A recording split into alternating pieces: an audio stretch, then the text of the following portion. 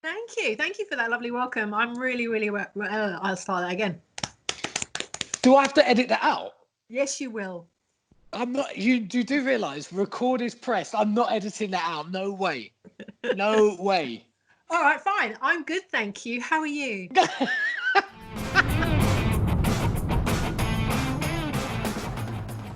Welcome everybody to In the Spotlight, and today I'm joined by the lovely sports broadcaster Anne-Marie Batson. Anne-Marie, thank you so much for joining me. How you doing?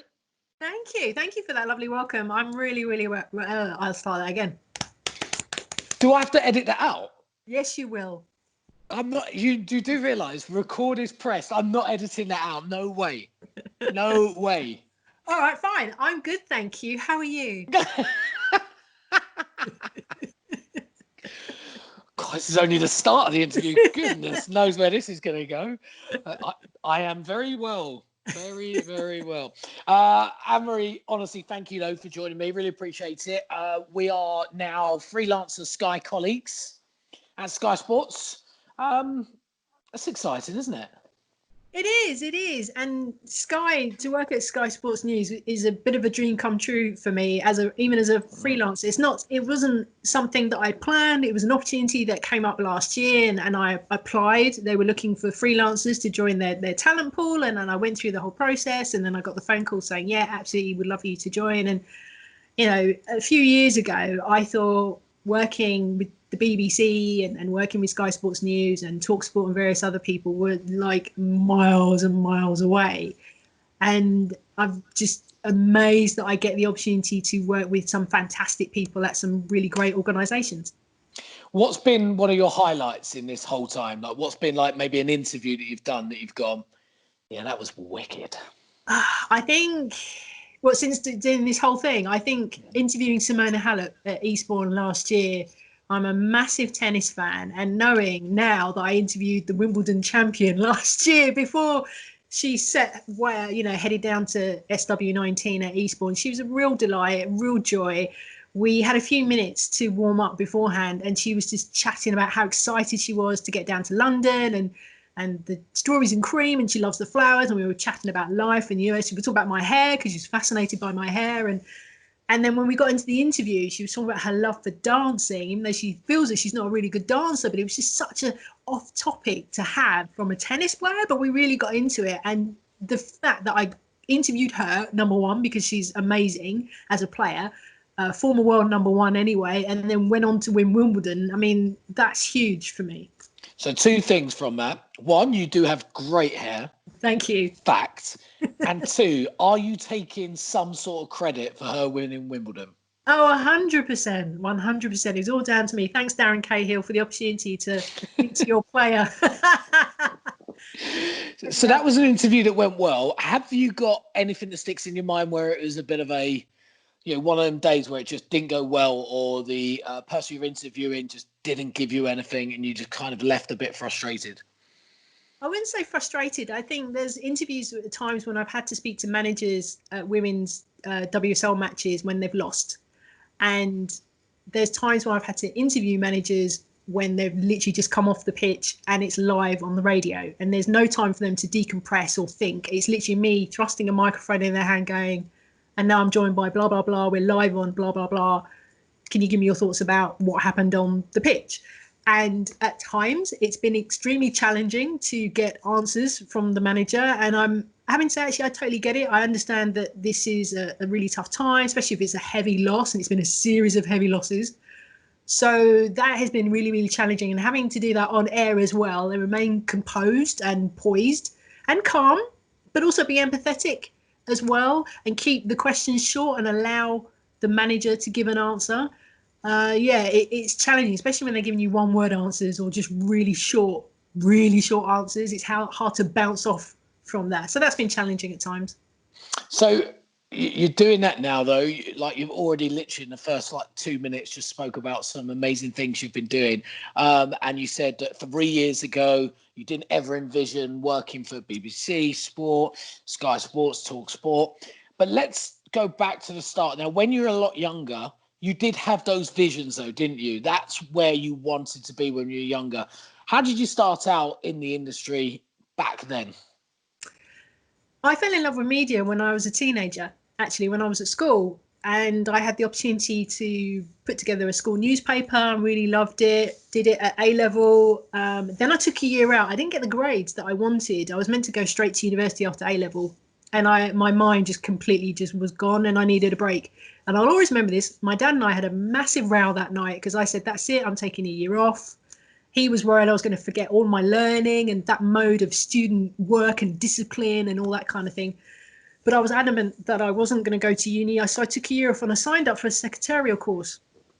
And with hindsight, that was one of the best decisions that I ever made. Firstly, because it just gave me time to think and breathe and get my mind back into gear. But also, I learned how to touch type, I learned how to audio type, and I learned how to do shorthand and word processing, which are all skills which I pretty much use today, of course, in my journalism broadcasting career. So that year, despite the time my dad was looking at me going, why are you going to become a secretary? Those skills I actually use now. And then when I went to university, after the year was up and I studied media there, I found that in my lectures, I was taking my lecture notes in shorthand. It kept my practice up. And then when I'm sitting there doing my dissertation, I'm able to touch type it rather than just one hand with one finger tapping the keyboard. Exactly. I hear my housemates doing all this kind of thing. That's still me. That's still me. Which again, these are skills that I still use now. And so having that opportunity, I mean, yeah, I can go back and say, I'm so glad I did it. But at the time, there was a lot of things going, this is a massive risk, but I'm glad I took that risk. Then afterwards, I went to work for a couple of TV production companies. When I left university, worked as a runner and a researcher, fell out of love with that. Why did you fall out of love with that? Was that something to do with the work as a runner? Several reasons. Extremely low pay, and it's really hard. I was living in London at the time, and it was really hard living in London on extremely low pay at that time. Really, really hard. That's the first thing. The second thing is I didn't like the politics around the TV industry.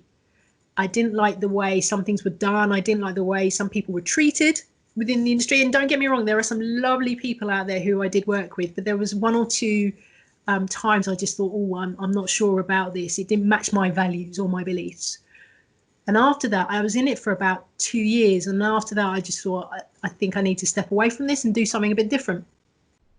So without giving specific, I don't want to ask you about people, but can you give me more specific about what did you find? Like what sort of people were you working with that really put you off the industry?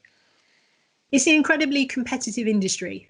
And again, it's ironic given the industry that I'm in now, but I think I've developed a bit more wisdom and older in years, and I understand it now and I know how to work it and play it, so to speak. But back then I was in my mid-20s and not really understanding certain things, and I'd see somebody spoken to in a particular way, shall we say, someone dealt with in a particular way, raised voices at times at the level of shouting at somebody sometimes. And I totally appreciate it's a high pressured environment, there are deadlines and things like that, but there are some things I just thought, I'm not liking this. I don't feel comfortable with what I'm seeing and the way that things are around me, and maybe this isn't an industry that is for me. And things have got better over the years, I'm sure, but I just thought at the time the money situation wasn't helping.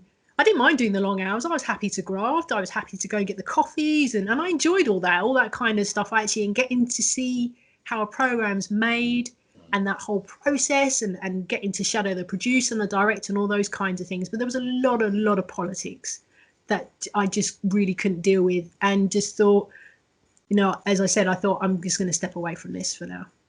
When you made that decision to step away, did you ever envision that you would come back to it, or did you think, do you know what, this isn't the industry I thought it was, and this isn't for me?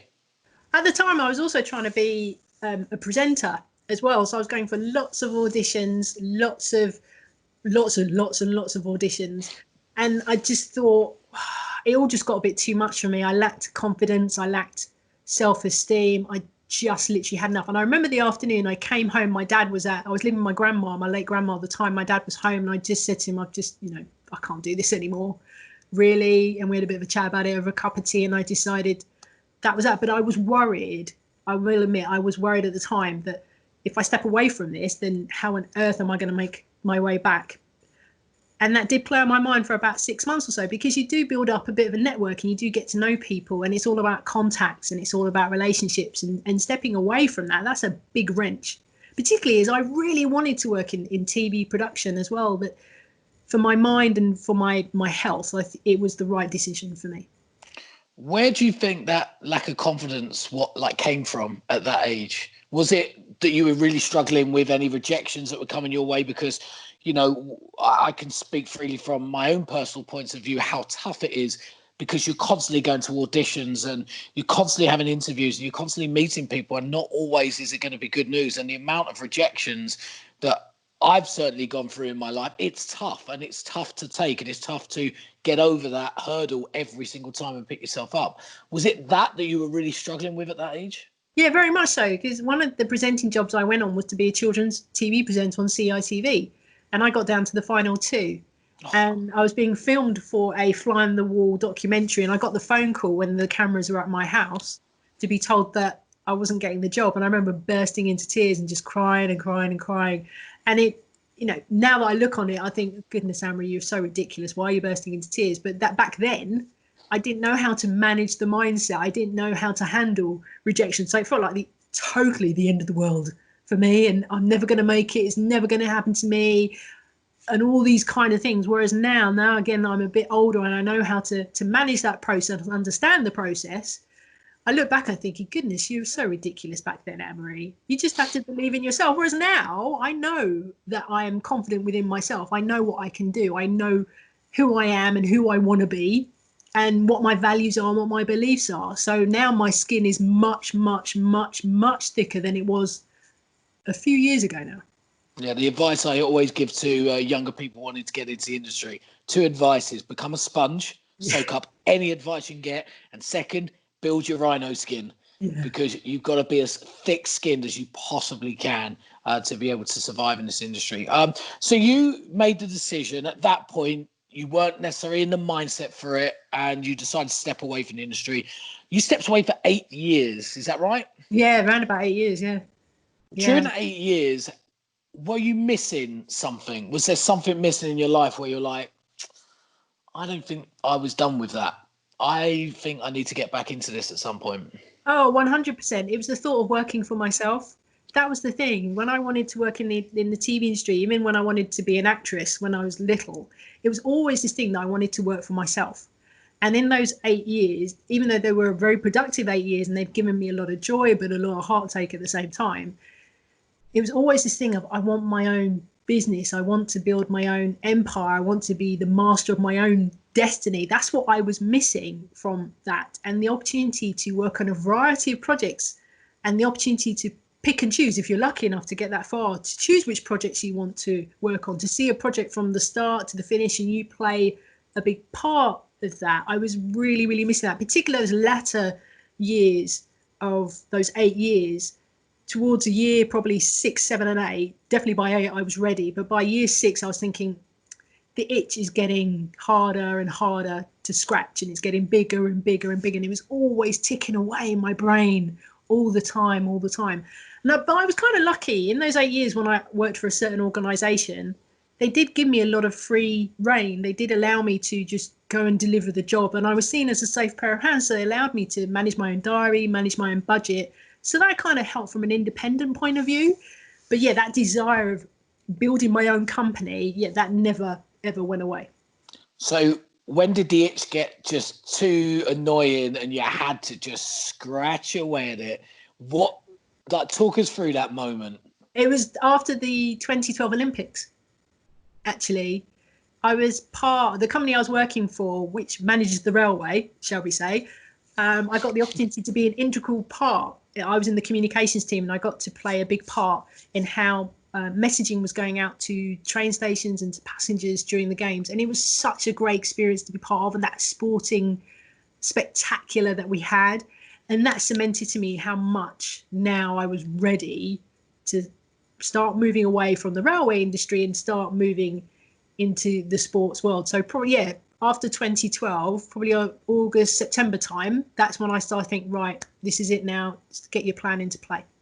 So 2012, when most people, certainly 8 years later, talk about 2012 as inspiring athletes, it actually inspired broadcasters like yourself as well, because you looked at it and went, I want some of this. I want to be a part of something so special like this. Yeah, absolutely. So between 2012 and 2014, because I was still working then in full time, that was when I started to put things into play. And again, I'm sure you know, James, when you're talking to some people and they say, oh, it's fantastic what you've achieved. And I said, this has been a plan from, 5-10 years ago. This has been a plan in the making of a very long time. So yeah, definitely 2014 was when I left full-time work, and I left in-house role to go and become working in an agency. And then from 2016 is when I made the leap to start actually focusing on sport full-time. And you did something very similar to what I did, because I was doing something between 2015 and 2016, and I went back to school and I went back to study journalism for a whole year. And for me, it was the best decision I ever made. Now, you did an online journalism course as well, right? Yeah, that's right. How good was that decision for you? Massively. And I think it all came together. Remember, I said at the beginning about knowing how to do shorthand, knowing how to do word processing, all those things. And again, in my comms role, when I worked full time, I was using those skills anyway and keeping them really, really sharp. And I'd have the opportunity to work with journalists, work on the press desk for a little bit of time. So all those skills kind of came into place. And when I was doing my evening courses, but I also did a lot of work experience as well. I wanted to get out there and see what it was like. All those things, it was like, somebody described it the other day as like a jigsaw, that all these pieces were coming together for you, Anne-Marie. But at the time, I didn't see it like that. I just saw it as like, oh God, oh God, got to go and do this course, go and do this bit of work experience. But again, looking back on it, they were pieces of the jigsaw that were just slowly coming together. And you and I are great examples of people who didn't go to university to study journalism. We took completely different routes to get to where we are today. Yeah, it's weird how that works. And, I've been speaking to quite a few people during this series, and you hear their journeys. And, an example is one of our colleagues, Tom White, and he started at Sky Sports as a runner, and he worked his way up through the Sky Sports ladder and became a sports presenter. But yeah, everyone's journey is different. But the one similarity you'll find between all of them is this drive to succeed, this ambition to get to where they want, this willingness to do whatever it takes. I will make it, I will do it. And if that means going back and studying later on in your life, which is incredible of you to do that, even though I reckon you're probably showing off your shorthand at that stage. Because I haven't actually, and I set myself a task in lockdown to get my shorthand back. And the book's still on the shelf, and I can see it staring at me. It's right over there, and I can see it staring at me. It hasn't come out yet, but Fair enough. But also, talk me through that process. So you've gone back to study online, but you're doing work experience. Now you're doing work experience later on in your life. First of all, how hard was that decision to make to do that? It was incredibly hard because by that time I'd left the agency and was working part-time, still doing communication roles because I still needed to earn money. So doing that job and then working evenings and weekends, going to football matches and writing up match reports. And it's, being incredibly organized is one of my things anyway, so that's fine. But, for example, I'd do a full day's work at one job in London, and then I'd head over to Chelsea, for example, to cover the match. And then because I live outside Essex, getting from Stamford Bridge after the press conference is done, writing up my match report, and then heading back home. And then I'm up again next day to go to work. So I'd get home probably, I remember one time I didn't get home till about 1:30 in the morning. And then my alarm would be going off at 5:30 for me to go and do my day job. But that was the sacrifice I wanted to make. This is what it was going to take. I mean, I was extremely lucky to get the opportunity to go to somewhere like Stamford Bridge anyway, so I'm not going to knock that away. But also, my employer at the time is still relying on me to do my day job, and I'm a professional, and I just have to, drink lots of cups of tea and get on with the job. So, yeah, it was hard juggling it at evenings and weekends, but this is what it takes. I mean, I'm not a Game of Thrones fan anyway, but you wouldn't find me, wanting to watch a box set of that and thinking, actually, I'd rather be working and developing my skills in that sense. So Yeah, it was incredibly hard. There was a lack of sleep for sure, but that was the sacrifice I was willing to make. I'm so glad with that Game of Thrones reference, you didn't actually reference anything in it, because I haven't seen it either. I haven't seen it at all. Could care less. Me neither, but people love it, and it's like, Yeah. do you get into it? I don't know. So, so as you mentioned, like, you know, you're not watching your box sets. You're focused on what you want to do. Did the same apply in? I'm kind of fast forwarding a bit now, but does the same apply in lockdown for you? When we went into lockdown, you know, how did you react to that? Because as we know, working in sport, there's no sport, and being a freelance reporter, unfortunately, that means no work. So, how did you respond to that? How did you like find yourself in lockdown? Did you just let it get the better of you, or did you go, no, I'm gonna be creative, I'm gonna be positive, I'm gonna be busy during this period? I'm going to be creative and positive and busy during this period. I think I You need can't steal what I've said. because you put it so well, but that's exactly it. I needed a couple of days to get my head straight. That is for sure, because there was a lot of information for everybody, wasn't there, flying around and so on and so forth. But I'll always remember that. Was it the Thursday or the Friday when they said that was it? The Premier League was suspended. I'd never had so many emails, text messages, and WhatsApps from people going, "I'm sorry, Anne-Marie, we're going to have to cancel this. All these things just literally vaporized from my diary that afternoon. And that's when I thought, right, this is really real now. So I needed a few days just to get my head straight. And then I thought, well, I'm going to make a plan. So in my head, I thought, right, I know there's loads of house jobs I need to do. I know that. So that's going to give me the time to do that. The one thing I really wanted to do, though, was to really push forward with my business and have a massive brand refresh. Because when I left the agency and I set up on my own, I was primarily doing public relations and communications work. But I'd slowly moved away from that and started doing more sports media, which is what it is now. So I thought, well, this is a great time now to do a complete brand refresh, which looks at my website, particular, changing the business name, so obviously going through Companies House and all those kinds of things, using the time to get my finances in order. But also I thought, well, this is a really good time for me to start producing my own content as well. A lot of people had said, why are you not doing your own podcast? Why are you not doing your own videos and things like that? And at the time, I just thought, at the moment, I just wanted to get my skills sharp, and I'm working, which is great. But now that I had a bit of time on my hands, I thought, well, actually, why not use that to do some interviews? So I've been interviewing tennis players while they're in lockdown, because I think it's a really good topic. As a tennis player, you're so used to just being on tour all the time, and then all of a sudden it's come to a grinding halt. So that was one thing. And then I've set up a series of projects. If you look at my Trello, you'll see I've got loads of Trello boards at the moment. I've got a Trello board for my website, a Trello board for my podcast, a Trello board.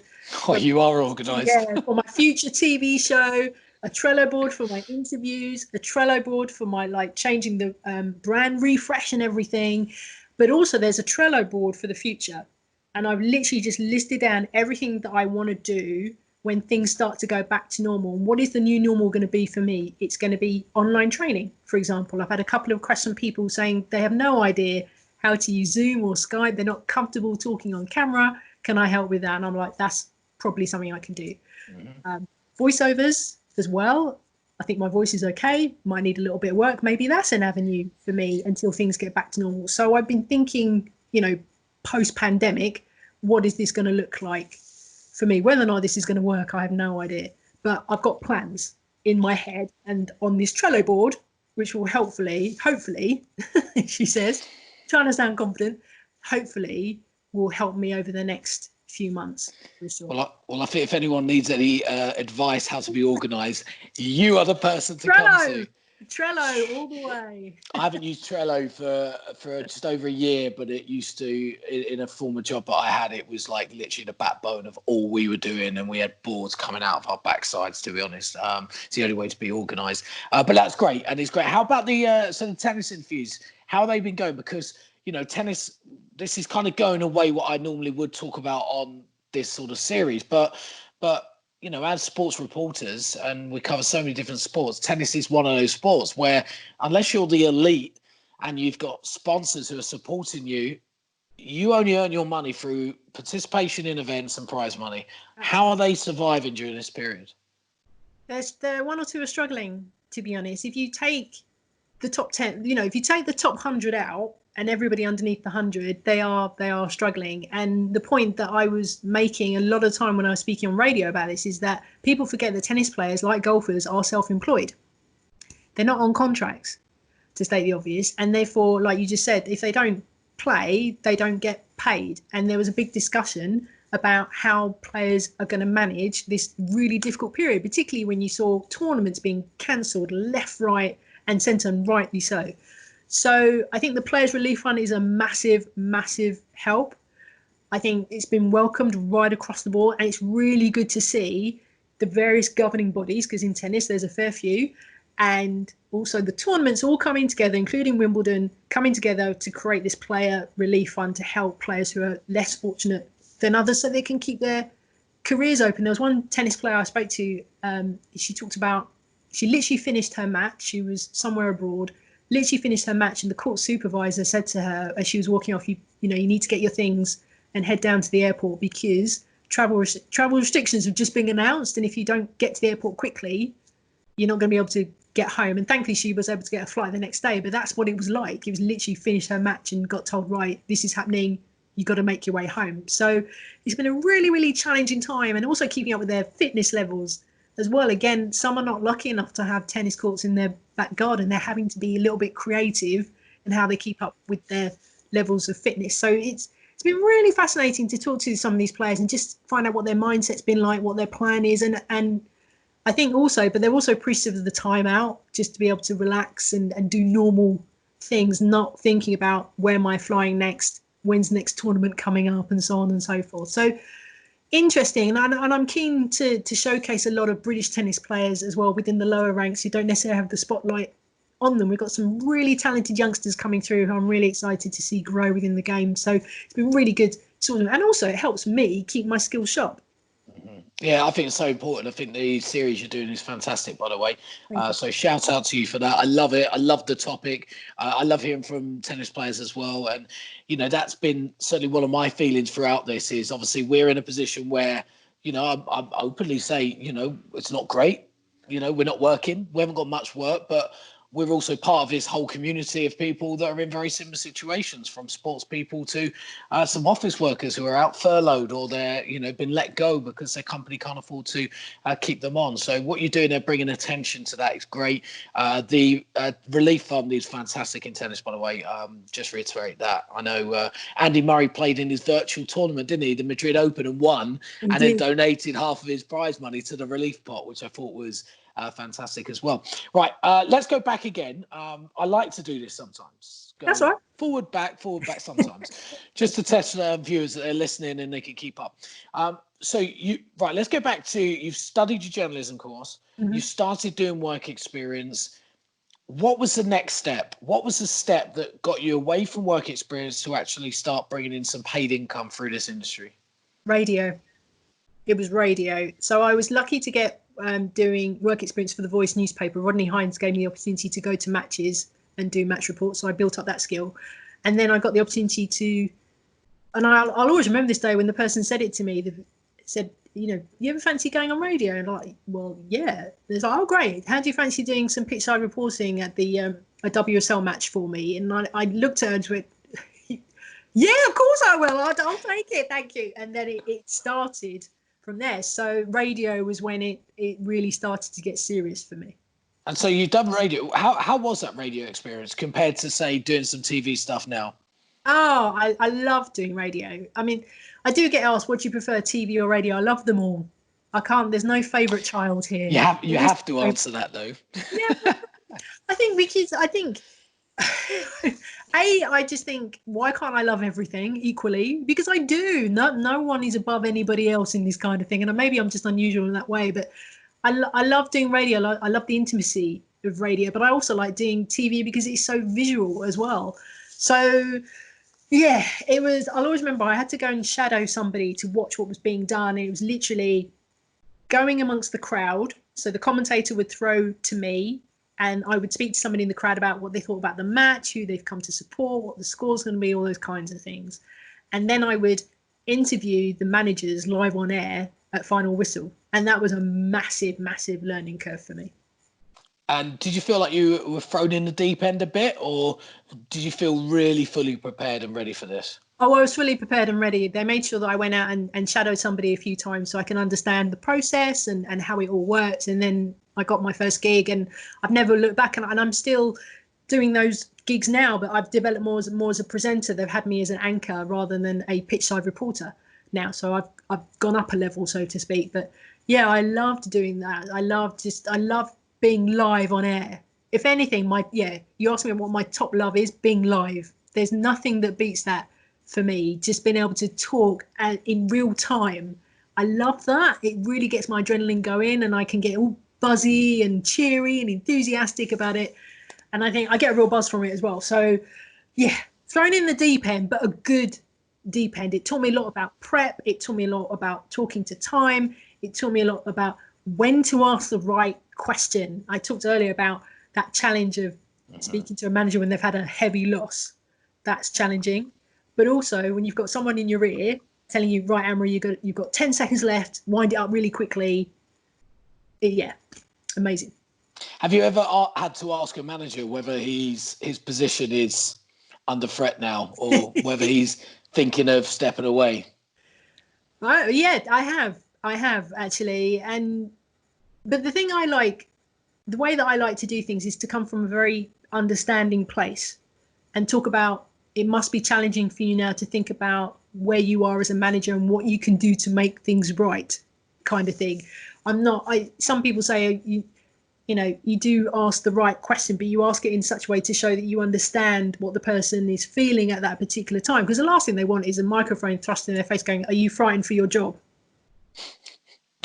So I just go, what do you think about, where can you take this now? Have you taken it? Do you believe you've taken it as far as you possibly can? It's, what can make things right now? What can you do, kind of thing? I mean, I've spoken to Phil Neville after losses for the Lionesses. I spoke to him when they lost to Germany at Wembley last year, and I was live on the radio for Talksport for that. And despite what people think about Phil Neville, I like him as an interviewer. I think he does give fairly good answers when he can, but again, asking him those questions it's incredibly challenging, because I want people to hear his answer. I want people to understand where he's coming from, kind of thing. But yeah, it's challenging for sure. Do you think that's one of the most challenging parts of the job, having to ask those really difficult questions? Because you know what it's like. If you don't ask those questions, you will have a phone call straight afterwards from somebody telling you, why the hell did you not ask him that question? Yeah, it is. And I'm not trying to be everybody's friend, but I want to be a professional at the same time. And I don't want to ask the question for the sake of answering the question. If I ask the question, there's a reason behind asking that question. But yes, luckily I haven't had that phone call yet. I'm sure I'll get it one day. But I try and phrase it in such a way just to soften the blow a little bit. I don't like to go in with that killer blow straight away. That's not me. That's not what I'm about. And I think you should stay true to that, because I think it is about your personality and who you are and how you approach things. Reporters are so different. And don't get me wrong, there are some reporters in there, especially in press conferences, and you sit there and I've sat there before and just gone, oh, yeah, I would never ask that. And you go, oh, but I'm doing that and going, oh. Writing down as quick as I can. But it's a challenging part, and I think that is probably good advice for others wanting to get into it. Don't try and be like somebody else. Be true to you. If you're comfortable asking a question a bit more direct, then go for it. It is difficult because you do want to build these relationships up with these managers. You want to build the rapport up, because you know that further down the line you might have an opportunity, and he will remember whether you asked the question a certain way or didn't, and you don't want to piss them off. It's tricky. I remember asking Eddie Howe actually during his really poor run this season, and I pretty much laid it on the line to him and said, I may have used the words. Do you feel like maybe this is as far as you can go now as Bournemouth boss? There's a lot of rumours about you potentially leaving the role, and then I followed it up with another negative, and then another negative question, and then I thought, I can't be this negative guy. So I actually asked him, I said, on a positive, I think I asked him a question, but I started it with, well, I'll say something positive now because this is far too negative. And he just started laughing and he said, I don't know what else you could say. I said, well, it's sunny outside now. It was raining earlier. And he started laughing. You have that rapport with them. But I think that's really good advice. Be yourself the whole way through. Let's go back. So you're, again, doing pitch side, you're doing some radio stuff. You've already mentioned companies such as Talksport, BBC Sports, Sky Sports. How did that even come about, though? How did that step come about? Were you contacted? Did you apply for a job? How did it work? A variety of ways, really. I think back in 2012, I knew the long game is building relationships with people in the industry, because they take one look at my CV back in those days and go, oh, she's worked on the railway for years and years and years, and she's worked for a record company, and she's been a youth worker. What does she know about the sports industry? So I thought the way to do this is to start building relationships. So I went to as many networking events as I could, and I would bump into people and I'd see them at mutual events, and you build up a professional relationship. So that was one way of getting the word. The second way was sending off emails, and another email and another email and another email to people on my wish list, asking if we could meet for coffee. Some said yes, some said no, some I didn't hear from, but that's part of what it is, of course. With Sky Sports News, as I mentioned earlier, it was a case of applying for it because they were looking for people to join the talent pool, or the freelance pool, I should say. So it's different ways, I think. Some of it's been networking, some of it has been direct emailing them coldly, approaching them cold. And the other way is applying for the work as well. Or the fourth way is people have recommended me as I've navigated my way through, and I've worked with one particular producer, shall we say. They'll recommend me to somebody else, and I'd get a phone call. So can you come and do a newspaper review for us? Or can you come and talk about women's sport? Phil Neville's been appointed as the women's manager. We'd love to get you on for 10 minutes. So it's a variety of ways. I think I know the person you're talking about as well. He's a good guy. He's a good guy. Yeah. Okay, so, it was 2020, lockdown, you're busy, you're doing your videos, you're keeping your skills up to date.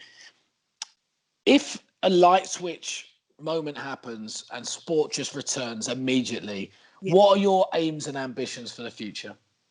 I want to do a tournament. I really want to do a tournament. That's on my wish list for sure. And the opportunity to do something like the Olympics or the Euros for the men's, or the World Cup for the women's, anything that's tournament related, I am there 100%, because I just love to be. I guess that comes from me being part of 2012 in a slightly different industry, but still being part of all that. I think that really gave me the buzz of wanting to be working in a tournament in an official capacity as a sports broadcaster or reporter. So, yeah, that would be. If the light went on tomorrow and said, Anne-Marie, we're going to send you to Tokyo next year, I'd be like, yes, please. That would be great. Not that's going to happen, by the way. Why be so negative? Why not? Because I think those who would have been accredited for this year will just roll over to next year. So I think that's pretty much covered already. And you could say that probably for the men's Euros as well, to be honest with you. I think probably the people who should have gone working on it this year will just roll over to next year, really, unless something happens and they need more people. Then great, I'm there. But I don't know if that would happen. I'd never say never, because you've still got to understand this was it all ended around March time. There was talk about things ending February time. Still a little bit far out, and I know how a lot of companies work, and they sometimes work quite last minute, and that might have been too far out. That might have been in your plan. You might have been in a plan. You just never ever know. So never give up hope. I'd love to do Wimbledon every year. I did it last year. Obviously didn't get the opportunity this year, but I'd love to do it every year until I can't do it anymore. That is definitely again on my bucket list. Mm-hmm. Were you lined up to do it again this year?